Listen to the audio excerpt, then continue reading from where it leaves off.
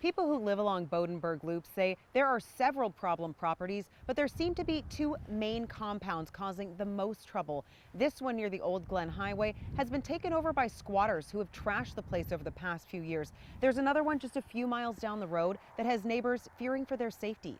Well, anyway, this is just where we walk our dog. For more than 40 years, Mike Sweeney has lived on this small parcel of land in the Butte. A walk to the back of his property shows the mess you can't see from the road. So I'm guessing most of what you see right there is straight up household trash. This is what people around here call the compound. The property belongs to Robert Mason Henry and Raymond Close. Staff at the Mat-Su Borough say the two men live in the lower 48, and people who are living on the property aren't here legally. Mike says people come and go at all hours of the night. They live in cars and campers. He's worried about the human waste they're leaving behind. But the lack of any sanitation over there. No outhouses. Did you see any? And the borough and the DEC both said they don't do anything about that residentially. So it's a concern. A hike up the Butte gives you a scenic picture of the area and a bird's eye view at the extent of trash on the 7.5-acre compound. Mike knows there are other problem properties around the Mat-Su Valley, but he's sick of living next door to one. It's the same kind of activity, people that aren't taking care of the property, and it's a little bit hard to take. It's getting tiresome. People who live a few miles down Bodenberg Loop are dealing with a compound of their own. They say the junk at Preston Pyra's place brings in junkies who hang out in cars they leave on the side of the road. Every day I look out my window before I let my children go outside to see what is around, who is around. These women don't want to be identified because they're afraid of retaliation from the Pyras. But they want to share their story because they say something needs to change. I'm tired of being scared. Yeah. I'm tired of fearing for my kids. They deserve better than this. They do. We're about working together and bringing each other cookies at Christmas, not having needles at bus stops. Right.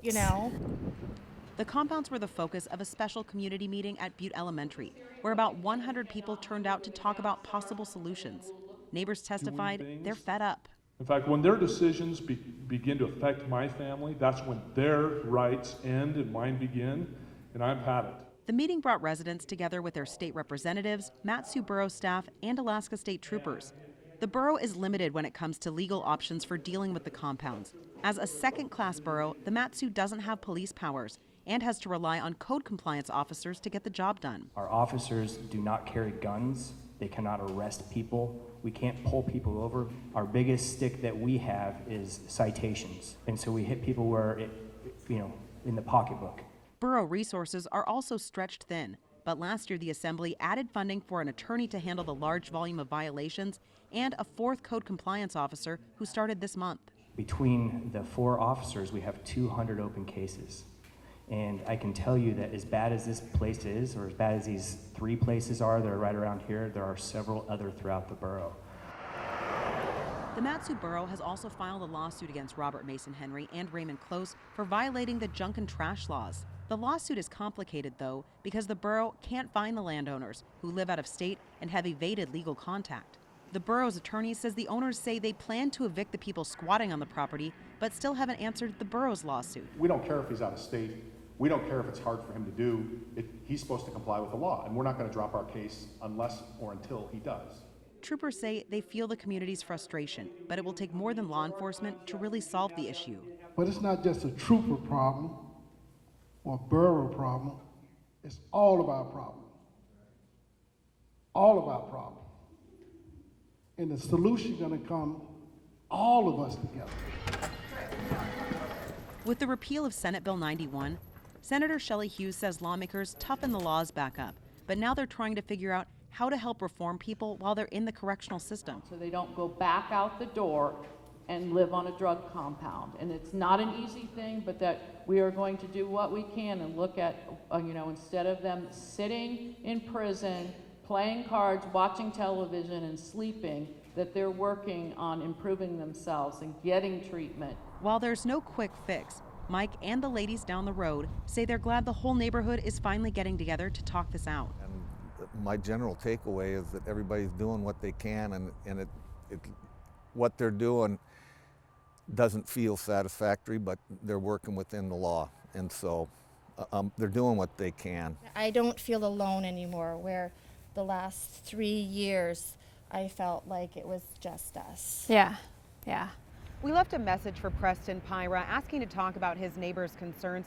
He did not return our phone call. Online records show the Mat-Su borough is currently engaged with a civil lawsuit with the Pyras as well, with the next court hearing coming up on Wednesday. In the Butte, Heather Hinsey, KTVA 11 News. It's a day neighbors along Bodenberg Loop have been waiting for.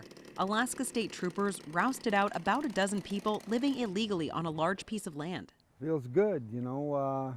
First step is to get the illegals off, and then we'll work on cleanup, and that's going to be a big project in itself. Troopers received a court-ordered writ of assistance from the property owners who live out of state. It basically empowers law enforcement to take action that would normally not be within our normal purview, so like an eviction essentially. Neighbors say squatters have been a problem in the area for years. The 7.5-acre compound is littered with junk cars and trash. Troopers had 9 law enforcement agents on site to help with the eviction. Based on the size of the property and stuff, we brought more manpower than we probably normally would because, and again, safety is our #1 concern too, both for us, for the neighborhood, for even the folks that are here. We just want people to move on and to not be here anymore. The people kicked off the land will be allowed to come back to retrieve any personal items they left behind, but they have to be escorted. Residents believe this could be the beginning of a better neighborhood. Because we just want to clean up the community. We want to get rid of all the riffraff. We want just to get the illegal activities cleaned up and just make it a great place for people to live. They've gated off the entrance to deter people from driving back in. They hope it's enough to keep the people causing problems off the compound for now. Heather Hinsey, KTVA 11 News.